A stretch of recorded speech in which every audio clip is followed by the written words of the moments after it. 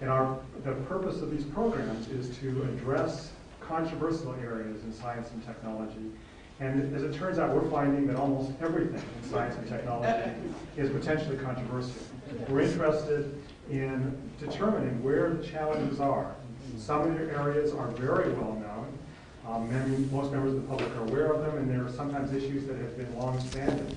In other cases, we bring topics to you that are newer or you may not have considered before.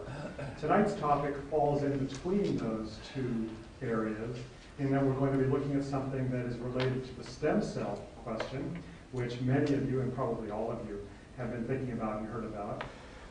But it's a new way of making stem cells that many of you will not have heard about, and it raises its own kinds of questions that we'll want to discuss tonight. Now, there are a couple of things I want to do before we get started. First one is, how many of you are new here tonight, haven't been to one of our previous programs? Okay, so stem cells brings in people from all over the place. That's good. And how many of you had the distinct pleasure of hearing Jeffrey on TV on Monday morning? Monday, radio. Well, the radio is coming second.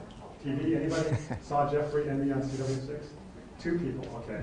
So that, and then the obviously much bigger media is radio. How many of you heard us on the radio, KPBS? Not that much bigger, okay. How many of you don't listen to the radio? So at any rate, we have talked about some of these issues in those 2 settings, and Tate Hurwitz, who's at the back, wrote something that was on Voice of San Diego related to the topic this evening as well. But we are not going to assume you've read or seen any of those. Jeffrey, in a moment, is going to give you some background on the topic, and then we will have a conversation with you during the last hour of the program. Last thing to say, especially for those of you who are new, is that you will see a form that asks you for an evaluation at the end of the program. We really do take those very seriously after each program. We summarize them to see what you thought of the evening's discussion, and very importantly, what you would like to see us do and how you'd like to see us do it differently in the future. So please fill those out and leave them with us before you leave. I'm also charged with telling you, although Kelly hasn't started waving her hands at me yet, that San Diego, those of you who are here to get credit for the stem cell ethics education requirement for the San Diego Research Ethics Consortium, be sure to see Sunny at the back of the room. Sunny, you'll have it at the back? Tiffany. Tiffany's going to have it? Tiffany at the back of the room. Okay. Move to the left. Okay. Tiffany's going to have the form for you at the back of the room that you need to sign in so you can get credit. I think I've covered everything I need to cover. Cell phones. Cell phones. Well, that's why. But cell phones, the reason we run those slides at the beginning is because we know our audience is smart, and you all read those slides and said, turn off your cell phones. So and I should say one other thing, since many of you are new, is that because we aim for thoughtful discussion, we really do ask you to come here not with the view that anybody who has a view different than yours must be mentally deficient. The purpose of our discussion is to recognize that people, for varying reasons, have come to differing conclusions, and it'll be good for all of us to have a chance to hear what those different views are, and I hope we will hear a variety of perspectives. So I think that's probably enough background. Jeffrey Janis, Vice President from the International Stem Cell Corporation, and somebody who's been very interested in this topic for a number of years, and is, I've learned, quite expert in the issues that we need to hear about, is going to give us a presentation, and then he and I will be joining the discussion. Jeffrey. Thank you. Can you hear me? Okay. Thank you, Dr. Couchman. And I'd like to thank the Center for Ethics in Science and Technology for inviting me. I have an interesting topic to talk about, and unfortunately quite a bit of material, so I may be going a little quickly, and I'm doing this primarily so that we can have time to discuss. I think that's going to be very important. So we are a public company, so we have to have forward-looking statements. The company is International Stem Cell. We're based in Oceanside, California. And the overview of the discussion I'm going to present is of parthenogenesis. I'm going to talk about the method, talk about how is a parthenogenetic embryo, what we call a parthenote, how is it different than a fertilized embryo. We're going to talk about the advantages of the cells that we derive from these embryos, these parthenotes, and how they fit, how these parthenogenic stem cells fit in the assemblage of all the different types of stem cells that are coming up. Then more of the controversial part is how do we obtain human eggs, because that's what we need in order to make these cells. And we started in Russia, so that's an interesting story I'll briefly go over. And now we're setting up a program in California, and you're very fortunate to have Dr. Craw here, who's in charge of setting up the stem cell bank here. So let's go forward with this. Now, why is parthenogenesis for the production of parthenogenetic stem cells potentially so important? Well, these cells have the potential to solve three very important problems that are in regenerative medicine using stem cells. The first is immune rejection. I think that just basically means that if you make a stem cell from an embryonic stem cell, it's not from your own body. It's going to be maybe, maybe not, but there's a chance of HLA mismatching. Also, you need to make these stem cells available in an economic way and rapidly so that people could use them ultimately. And so a bank is going to become important once stem cell technology becomes a common treatment. And then, of course, there's the ethical concerns that surround embryonic stem cells. First of all, I think it's important to show you what is parthenogenesis, and we have a very nice presentation here that people, Dr. Turovets put together. Now, first of all, there's fertilization. We're going to compare parthenogenesis to the fertilization.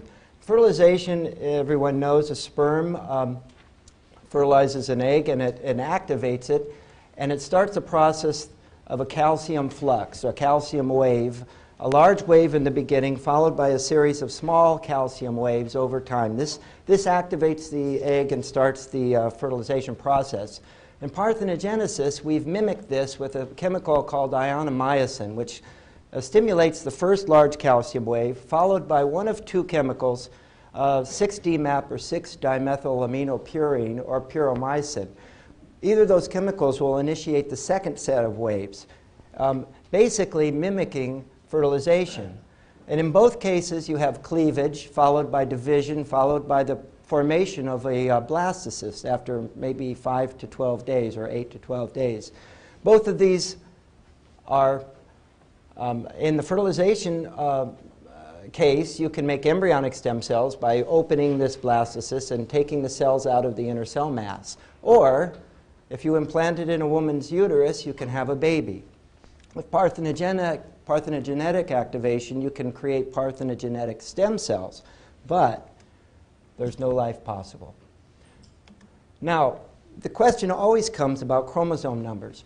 Now, everyone knows that an egg has 23 chromosomes, but actually it doesn't. Up until fertilization, it has 46 chromosomes.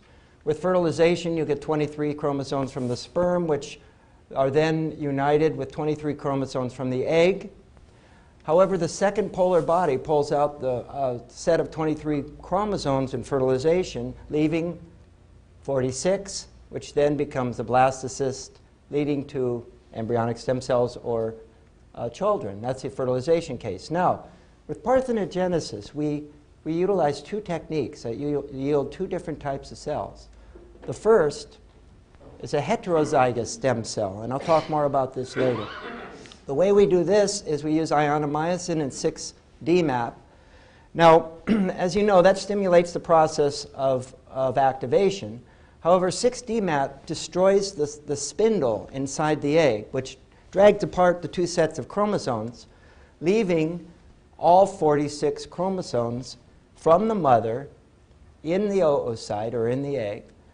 It then goes to the blastocyst stage, and we create heterozygous parthenogenetic stem cells with 46 chromosomes. Now, these chromosomes are from the mother, all of them, but they have alleles from both the mother and the father of the egg donor, so they're heterozygous, meaning that they have different alleles for every gene.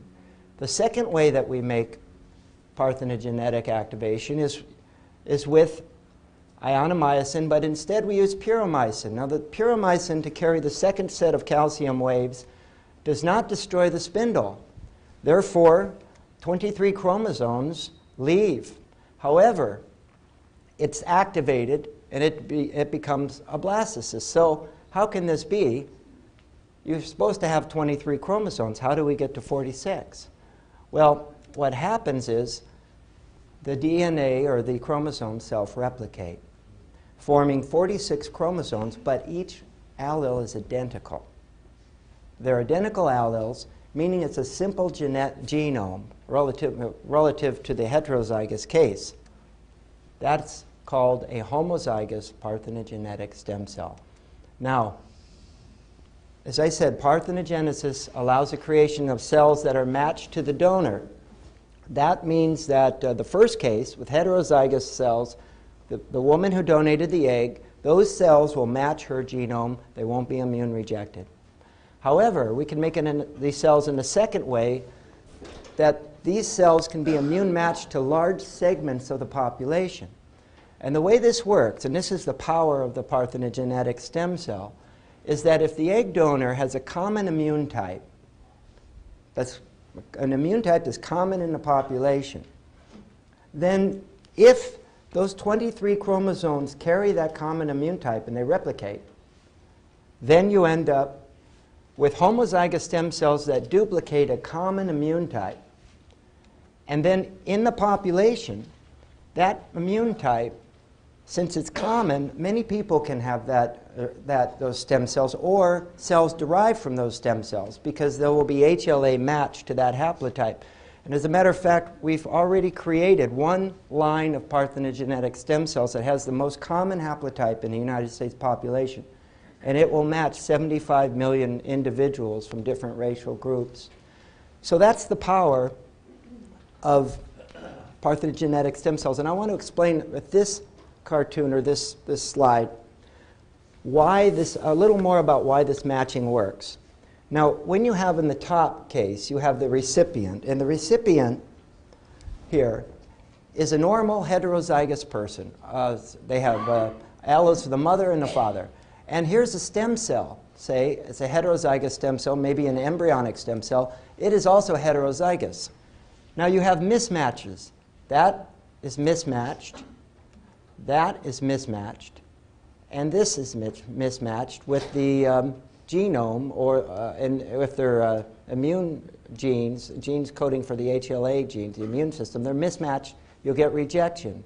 However, if you have a homozygous stem cell, which derives some therapeutic cells, you have a totally homozygous genome. The alleles are the same. Now you have no mismatches. There's no antigens that are foreign. That's the power. And when this particular gene, say this haplotype or genome is common in the population, then these cells will match millions of people. So that, to prove that these cells are normal, we've made beating cells. Here you see some or beating cells, we call them. We can't quite call them heart cells, but these beating cells were produced with our parthenogenetic stem cells. And we've also created corneal tissue. We've made liver-like cells, retinal cells, beating cells, corneal tissue. And these cells, these parthenogenetic stem cells, seem to follow all the differentiation pathways that are common in embryonic stem cells. So you can make nerve cells. They're different, though. They do act a little different in culture. So let's go over this very, very quickly. How is a parthenote now different than a fertilized embryo? It's not fertilized. And mammalian parthenotes have no genes from the father. Therefore, they're not viable because the father brings a message to grow the placenta in a baby. So essentially, these parthenotes, if implanted into a woman, would not produce a placenta. And therefore, they wouldn't be viable. Here's a brief chart showing a comparison of parthenogenetic stem cells with embryonic stem cells, these new induced pluripotent stem cells and adult stem cells. And very briefly, I'd like you to see that in ethics, immune matching, pluripotency, and that is the ability to become any cell, proliferation, genetics, and application, genetic manipulation and application to people who maybe have genetic diseases is important. Embryonic ethics, as we've seen, there's no viable embryo. There is with embryonic. Immune matching is possible to population groups, impractical with embryonic, and IPS in adults matched to the cell donor. Pluripotency, they're all pluripotent except for adults. They proliferate strongly, except for adults, relatively. The genetic manipulation is minimal with parthenogenetic stem cells and embryonic, but with induced pluripotency, you get a lot of genetic manipulation. And finally, with adult or induced pluripotent stem cells, if a person has a genetic defect, you can't use your own cells to cure yourself. So there's a problem there. If these cells do not carry the genetic defect, then they would be superior. So that concludes the technical part, and I'd like to move into a little bit of history. We went to Russia because we found a scientist, Dr. Elena Ravasova. She was working on diabetes, and she wanted to use embryonic stem cells, but we had some problems in those days with US restrictions. So she says she could go back to Russia. Perestroika had caused no money to be available for very, very talented scientists. So she said, I'll go back to Russia, I'll put together a real good team of scientists. We said we'd fund the work. And she successfully made parthenogenetic stem cells in that particular hospital in Moscow. I worked very hard to set up procedures to make sure that the donors of the oocytes had to donate under standards that are common in the United States. So we put together informed consent. We translated it all to Russian. And these informed consent and procedures we put in place have passed SCRO committees in the United States. This is a quick overview of how we worked in Russia. It was a shared donation process where a woman would go to a fertility clinic without knowing the research was going on, with the primary intent of in vitro fertilization. We had rigorous physical criteria. The women had to be very healthy. The doctor would decide if the woman could participate in the study. If he said yes, then we would inform the donor of the fact that she qualified, what we were doing, the risks and benefits. It was a woman's decision. If she said no, that was the end. If she said yes, well, we also would pay for the IVF procedure, the drugs, and that was told to her at this point. If she said yes, then they would go over the informed consent document, which was very exhaustive, explaining all the risks of the procedure. Of course, we didn't change the IVF procedures whatsoever, so there really wasn't any different degree of risk except risking her ability to have a successful IVF treatment. Because if she said no, that was the end. If she said yes, she would sign the informed consent and move forward.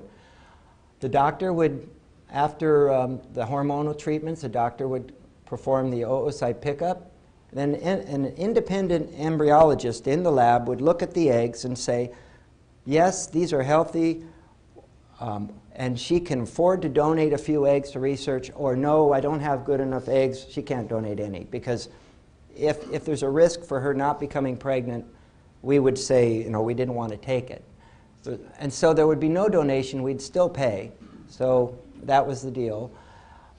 If she said yes, the doctor would determine maybe 1, 2, 3, how many eggs, and they would separate. Some would go to the donor, some would go to research. And we were very concerned about the ability to compromise her pregnancy by reducing the number of eggs. So we did a study, and out of 9 donors, 7 were pregnant who participated in our study, and 2 had no pregnancy. And that's very good statistics. It's better than the norm. I think the reason it is because we basically chose very healthy donors, and healthy women tend to be more successful. Now, Simon and the rest of our company, we're trying to set up a system in California, and this is what we're doing. Basically, unfertilized eggs would be donated here in California in local IVF clinics. They would be activated in the clinic, and then that parthenote would be transported to our labs where we would derive the stem cells. The oocytes must be acceptably derived, so we're going through extensive SCRO and IRB reviews.